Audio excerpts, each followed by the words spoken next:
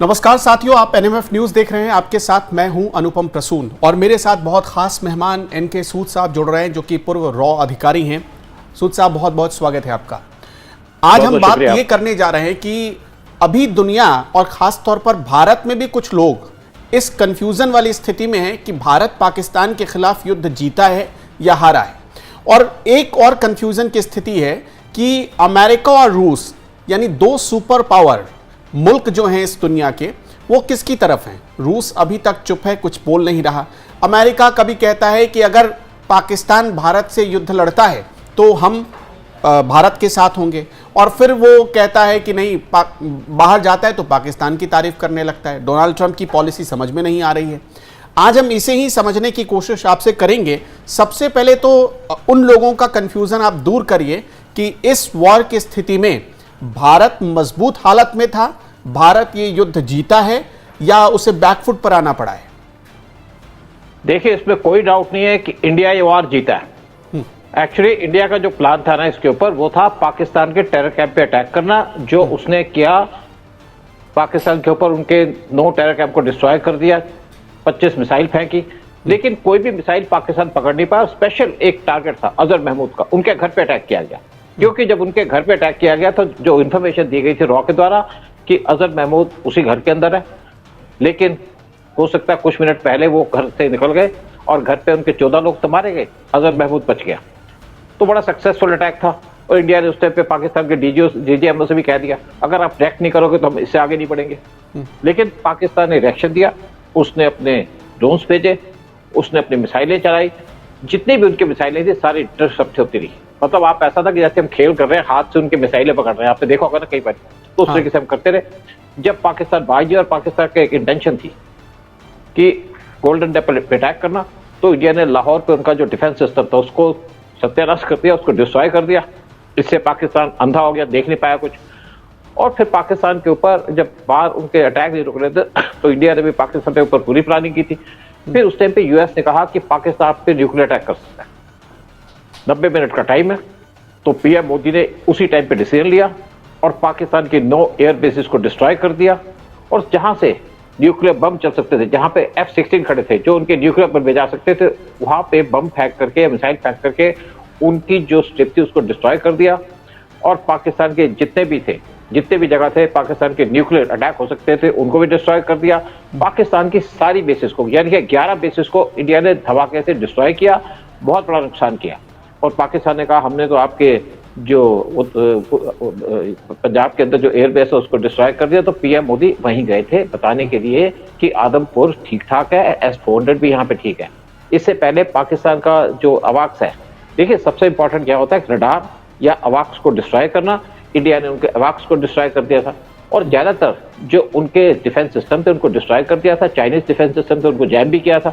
एक मैं आपको याद दिलाऊंगा बात 1967 के वॉर की, जब इजराइल और इजिप्ट का वॉर हुआ था। तो इजरायली कमांडोज इजिप्ट के एयरपोर्ट पे चले गए, वहां से उनका जो डिफेंस सिस्टम था जो रशियन था उसको खोल करके उठा के ले गए और उसके बाद इजिप्ट उनसे लड़ ही नहीं पाया। तो ये हाल हमने पाकिस्तान का किया। पाकिस्तान के जो न्यूक्लियर वेपन्स थे जहां पे भी स्टोर थे, जैसे उनके पास तो ट्रायड नहीं है ना, या तो ले जाएंगे या तो वहां से फायर करेंगे जहां पे लोकेटेड है, या उनको F-16 ले जाएंगे। इंडिया के पास ट्रायड सिस्टम भी है, यानी कि हमारी नेवी भी उनको चला सकती है। और इंडिया के पास 3 न्यूक्लियर सबमरीन्स हैं। एक रशिया से लीज पे लिए, 2 हमने खुद बनाएंगे और हमारे पास इस टाइम पे 10 सबमरीन बनाने का प्लान चल रहा है न्यूक्लियर सबमरीन का। तो पाकिस्तान को हमने पूरा डिफीट कर दिया और पाकिस्तान को गिड़गिड़ाना पड़ा और यूएस को इंटरवीन करना पड़ा इस वार को रोकने का। हमने जो भी हमारे ऑब्जेक्टिव थे उससे ऊपर जाकर के पाकिस्तान को रोका है। और देखिए, एक कूपर करके ऑस्ट्रेलियन एनालिस्ट हैं, बहुत मान्यता उनकी, उन्होंने कहा इंडिया ने पाकिस्तान को धराशायी कर दिया और अगर इंडिया इस पे और अटैक करता, क्योंकि हमने फुल स्केल वार नहीं किया था, तो पाकिस्तान को हम 3 दिन के अंदर हरा सकते थे, पूरे इफेक्टिवली हरा सकते थे। तो जो हम अचीव करना चाहते थे उससे ज्यादा अचीव करते। अच्छा, हमने अभी जो एक बहुत ज्यादा चर्चा इस बात की चल रही है कि भारत ने अटैक ही नहीं किया, पाकिस्तान का जो एटमी ठिकाना था सरगोधा के पास, जो किराना हिल्स, उसमें कितनी सच्चाई है? क्या किराना हिल्स से इस वक्त कोई रेडिएशन लीक हो रहा है? क्या पाकिस्तान, अमेरिका और इजिप्ट इस बात को छिपा रहे हैं? इजिप्ट का प्लेन आया, उससे पहले यूएस का प्लेन आया, ऐसा दावा किया जा रहा है। इसमें आपको क्या बात समझ में आई? देखिए, इससे ये तो बात साफ है कि वहां पे धमाके हुए हैं और किराना जो इनका है वहां पे स्टोरेज होती थी, न्यूक्लियर स्टॉक पाइल्स रखी, न्यूक्लियर इनकी मिसाइल रखी जाती थी।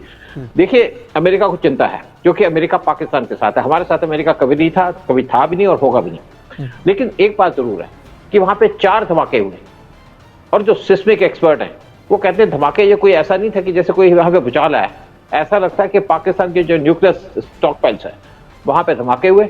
इंडिया ने जो किराना की बात है वहां पे जो गेट्स हैं जहां से मिसाइल्स को बाहर निकाला जाता है उन पे अटैक करके उनको ब्लॉक कर दिया और इंडिया ने जो अचीव करना था अचीव कर लिया, जो इंडिया अचीव करना चाहता था कर लिया और पाकिस्तान को पूरे तरीके से धराशायी कर दिया इंडिया ने। और एक आपको और बताऊं बात कि इंडिया ने शहबाज शरीफ के घर के 20 किलोमीटर दूर मिसाइल फेंकी। वो मिसाइल जानबूझ के घर के पास फेंकी थी कि उनको बताना था कि उसने मिसफायर नहीं किया कि हम तुम्हारे घर पे अटैक कर सकते हैं। इसी तरीके से जो उनके आसिम मुनीर है रावलपिंडी में उनके घर के पास जो स्टेडियम है वहां पे मिसाइल फेंकी और एक उनको मैसेज दे दिया कि तुम्हारे घर के पास फेंकी है, घर पे फेंक सकते थे। और उसके बाद आसिम मुनीर को उनके सिक्योरिटी के लोग उठा करके ले गए, उनको बंकर में छुपा दिया और काफी देर तक बंकर में रहे वो। अच्छा सर, मैं ये जानना चाहता हूं कि इस पूरे मामले में अमेरिका बहुत बड़ा चौधरी बन रहा है। आपने देखा ट्रंप को, वो अमेरिका में जब थे तब उन्होंने कहा कि हमने ये धमकाया दोनों देशों को कि हम ट्रेड बंद कर देंगे। उसके बाद ये सीज फायर हुआ। दुबई गए तो वहाँ भी यही बात वो कह रहे थे। अमेरिका किसकी तरफ है?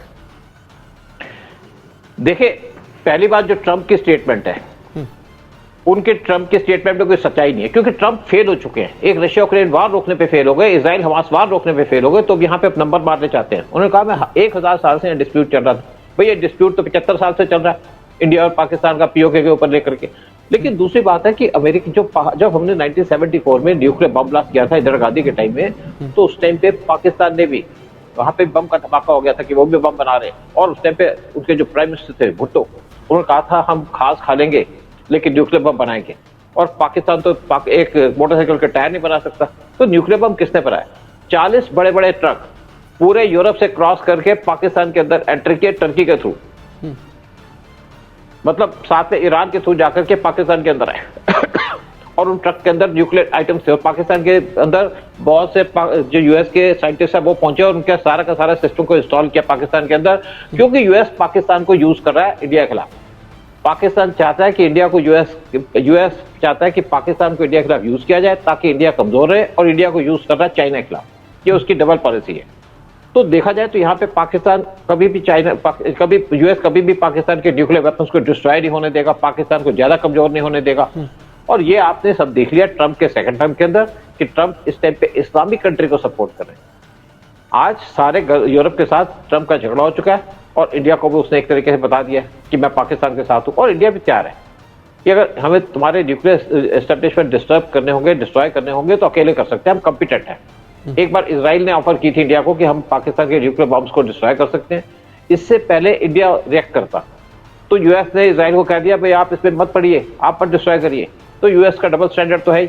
यूएस पाकिस्तान को हमेशा इंडिया के खिलाफ यूज करता है, जैसे चाइना इंडिया पाकिस्तान को यूज करता है इंडिया के खिलाफ। अच्छा, इस पूरे मामले में जो सबसे बड़ा दोस्त माना जाता है रूस, वो अभी तक चुप है, खामोश है। कुछ उसकी तरफ से कोई बड़ा रिएक्शन नहीं आया। अभी तक ये भी उसने नहीं कहा कि वो भारत के साथ है, पाकिस्तान के खिलाफ है, कुछ नहीं कहा। जबकि हमने 1971 में देखा या और भी बहुत सारे 1999 में देखा, हमेशा रूस भारत के साथ रहा है। इस बार वो क्यों चुप है? देखिए, जब यहाँ पे वार स्टार्ट हुआ तो हमारी टीम उस टाइम पे गई रशिया के अंदर, वहां पे जो उनका रैक पे जो सामान होता है उसको खरीदने के लिए। और रशिया ने इमीडिएटली हमको इग्ला एस डिफेंस सिस्टम दे दिए जो पोर्टेबल डिफेंस सिस्टम है। और हम रूस ने हमको और भी प्रॉमिस किया, बहुत से इक्विपमेंट जो हमको चाहिए थे रशिया ने मिसाइलें सब भेज दी इंडिया के अंदर। साथ में रशिया इंडिया को पूरा सपोर्ट कर रहा है। स्टेटमेंट देने से कुछ नहीं होता क्योंकि रशिया आज भी इन्वॉल्व है रशिया यूक्रेन वॉर के अंदर, तो रशिया की स्टेटमेंट से माने नहीं रखता। मेन रशिया ने इंडिया को यह भी कह दिया है कि आपको जो S-400 के बाकी जो 2 बैटरीज हैं तो मैं आपको 2025 में दे दूंगा, स्क्वाड्रन वो आपको 2025 में दे दूंगा, जबकि रशिया ने हमको 2026 में देनी थी। देखिए, रशिया इंडिया का हमेशा भरोसामंद दोस्त रहा है और अब भी है। हमको मिसाइल भी दे रहा है, हमको इक्विपमेंट भी दे रहा है। और इस वॉर के अंदर रशिया ने चुपचाप हमें जो सामान देना था वो दे दिया, जो हमारी रिक्वायरमेंट थी। रशिया जो ब्रह्मोस हमने मिसाइल यूज की है वो इंडिया और रशिया ने खुद मिलकर बनाई है। तो रशिया तो हमारे साथ हमेशा खड़ा रहा है, जैसे ग्लास उसने दे दिया, और भी जो हमें सामान है वो भी रशिया ने हमको प्रोवाइड कर दिया। जो एडिशनल बैटरी चाहिए होंगे, एडिशनल जो मिसाइल चाहिए होंगी जो S-400 के अंदर रखती है, वो भी रशिया ने हमको सप्लाई कर दी है। तो रशिया हमारा दोस्त है, हमारे साथ खड़ा है। और अच्छा, एक नई पार्टनरशिप नजर आई इसी दौरान भारत और इजराइल की। क्या आपको लगा कि इस पूरे युद्ध की स्थिति में इजराइल ने भारत के साथ मिलकर एक बहुत बड़ा स्ट्रेटेजिक पार्टनर की भूमिका निभाई है? देखिए, इजराइल हमेशा हमारा स्ट्रेटेजिक पार्टनर है। जब कारगिल हुआ था तो इजराइल ने हमको बॉम्ब्स दे दिए थे, जो स्मार्ट बॉम्ब दे दिए थे, जो हमारे पास नहीं थे, क्योंकि उस टाइम पे काफी चीजें हमारे पास नहीं थी। लेकिन साथ में जब हमारा पाकिस्तान के साथ जो आप देखिए, जब हमने बालाकोट स्ट्राइक की थी, तो उस टाइम पे इजराइल के स्पाइस 2000 बॉम्ब को यूज किया था, और इस टाइम पे भी इजराइल ने हमको स्पाइस 2000 बॉम्ब भेजे। इजराइल हमें हमेशा सपोर्ट करता रहा। इजराइल साइलेंट सपोर्ट है इंडिया का, और इंडिया ने भी जब वार हो रहा था इजराइल को सपोर्ट किया। पहली बार इंडिया ने हमास को क्रिटिसाइज करके इजराइल को ओपनली सपोर्ट किया था। पीएम मोदी ने जब हमास ने उनके 1500 लोगों को किडनैप कर लिया था, उनको मर्डर कर दिया था। देखिए, इजराइल हमेशा इंडिया के साथ खड़ा रहा है और खड़ा भी रहेगा। और हमारे जो स्पेशल दो दोस्त है वो है रशिया और इजराइल।